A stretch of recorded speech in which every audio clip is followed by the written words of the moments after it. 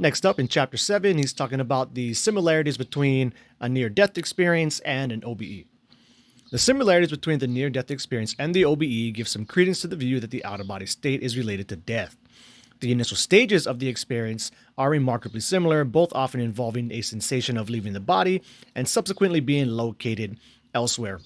And so I've thought something similar myself for a while, but kind of taken from the opposite viewpoint where, I could see how in a lot of different situations, right, in a near-death experience, or even just as death is descending upon you in general, how that can lead to a very favorable environment to have an OBE or even like a wake-initiated lucid dream, right? Like take how we were talking about insomnia a few videos back, right, where, you're stuck awake in bed for hours, but eventually as the pressures of sleep are going to win out, it tends to come on pretty quickly and suddenly, and that is also happens to be a very prime, perfect situation to have an OBE or a wake-initiated lucid dream, right? As your sense input retracts and your consciousness is left awake, that just easily leads itself into having one of those, wilds or OBEs.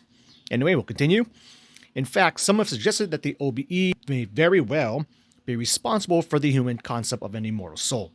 We might take that further in that the OBE might even be responsible for the birth of many religions. That sounds pretty plausible to me. A bit later, regardless of the potential continuity of consciousness after death, it seems warranted to be critical of accounts describing what exactly such an afterlife entails. It is easy to see how afterlife environments can be confused with environments in the personal field/dream field of consciousness.